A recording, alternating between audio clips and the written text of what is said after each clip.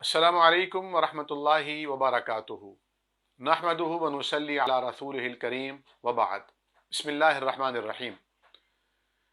عام طور پر نوجوان طبقوں میں یہ سوال کیا جاتا ہے کہ جس دجال کے بارے میں احادیث نبویہ میں بیان کیا جاتا ہے یا دینی مجالس میں خطبات میں دجال کا ذکر سنتے ہیں، تو یہ دجال کیا آ چکا ہے؟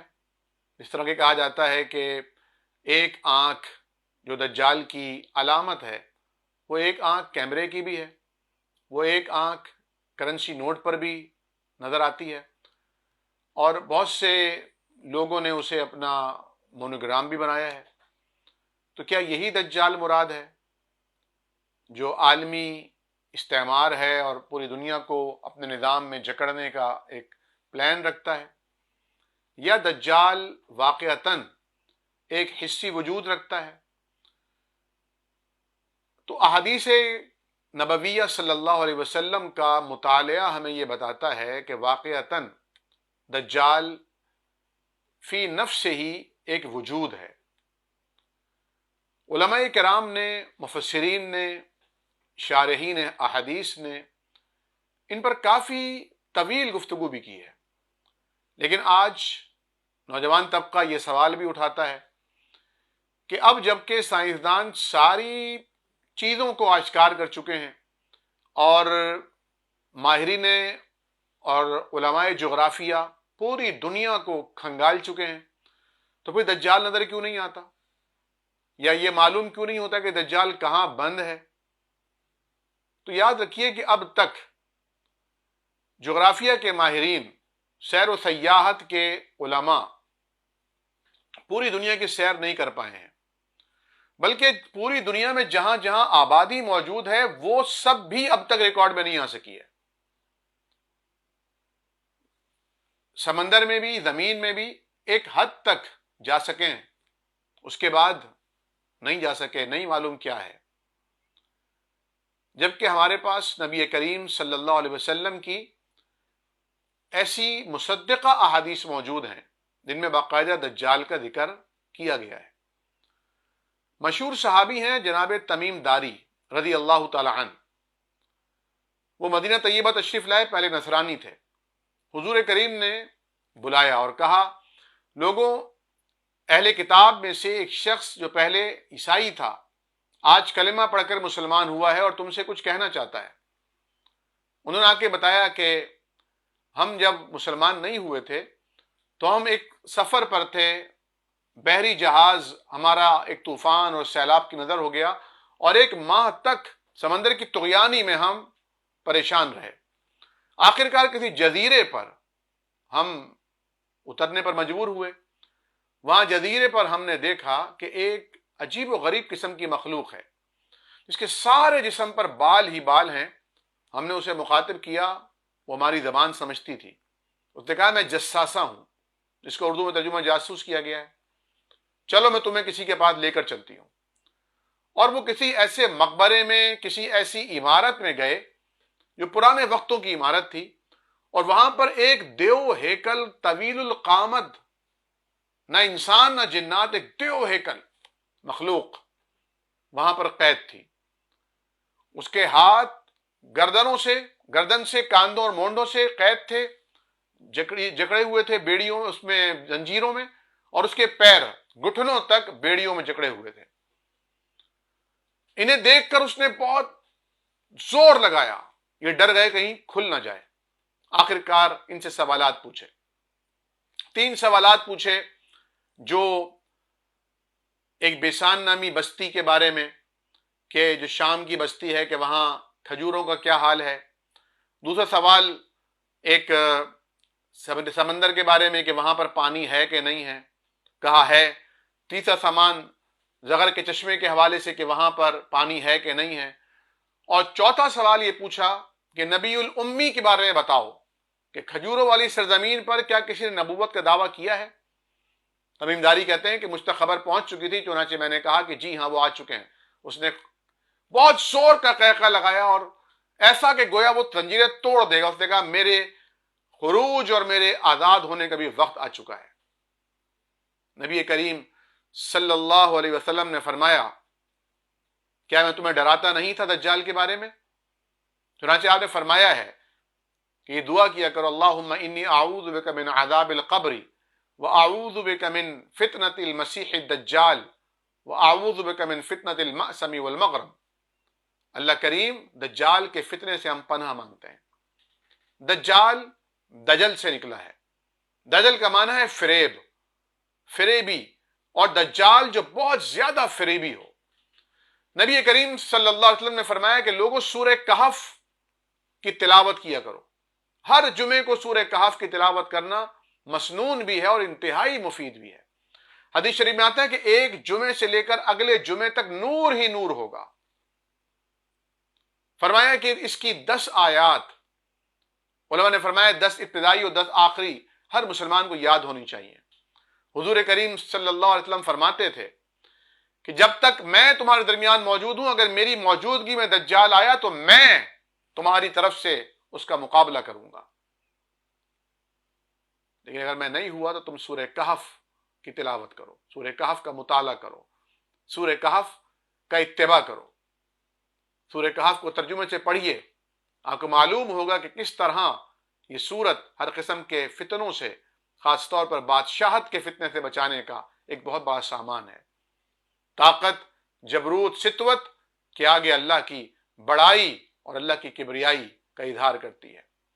ناظرین کرام، دجال کی علامات بھی نبی کریم صلی اللہ علیہ وسلم نے بیان فرمائی ہیں۔ فرمایا کہ وہ ایک آنکھ سے کانا ہوگا، یعنی ایک آنکھ میں اس کے کچھ پھولا سا ہوگا، اور اس کی پیشانی پر 3 حرف لکھے ہوں گے، کاف، فا، را، کفرا۔ اس کا مطلب ہے کہ اس نے کفر کیا ہے اور یہ کافر ہے۔ جو سورہ کہف پڑھتا ہوگا، اس پر عمل ہوگا، اس کا مطالعہ ہوگا، اس پر ایمان ہوگا، یقین ہوگا، وہ اس نور کی روشنی میں اس کافر کی پیشانی پر لکھا ہوا کفر دیکھ سکے گا، اور جس کے پاس وہ نور نہیں ہوگا، ایمان کا نور، اس کے دجل اور فریب کا شکار ہو جائے گا۔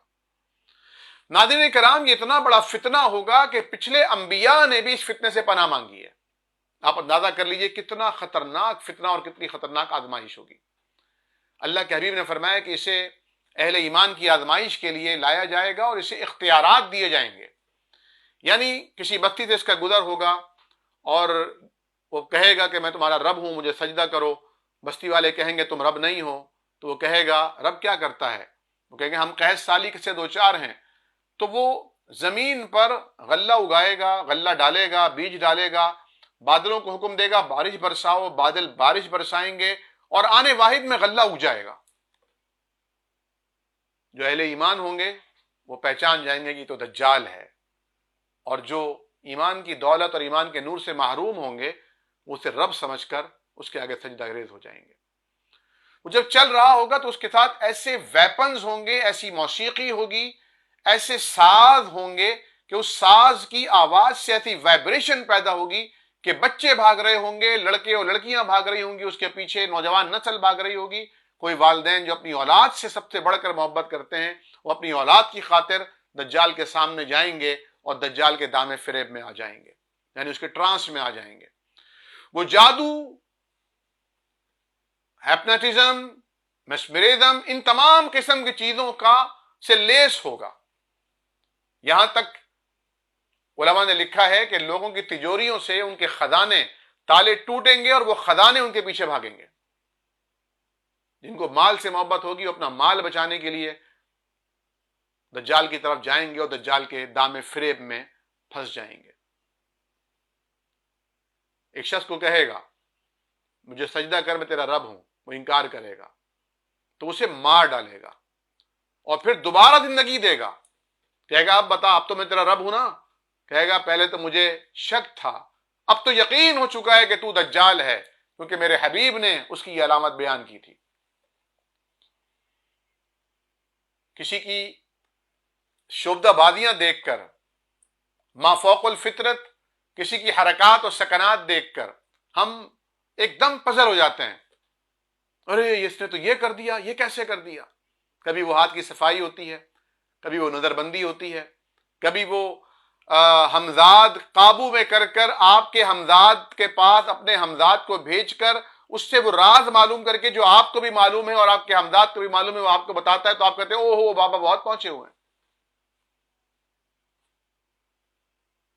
یہ آزمائش ہوتی ہے، یہ امتحان ہوتا ہے۔ ایک مومن کا ایمان اتنا پختہ ہونا چاہیے کہ ایک بزرگ سے پوچھا گیا کہ حضرت جنید بغدادی رحمۃ اللہ علیہ کے بارے میں آتا ہے، ان کے پاس ایک شخص بہت عرصے رہا اور پھر اس نے کہا کہ حضرت میں نے آپ کو نہ تو پانی پہ چلتے ہوئے دیکھا، نہ میں نے آپ کو فضاؤں میں اڑتے ہوئے دیکھا، آپ کیسے ولی اللہ ہیں؟ انہوں نے کہا یہ بتاؤ کہ اتنے عرصے میں تم نے مجھے اللہ اور اس کے رسول کی نافرمانی کرتے ہوئے تو نہیں دیکھا؟ کہا نہیں، نافرمانی تو آپ نے نہیں کی۔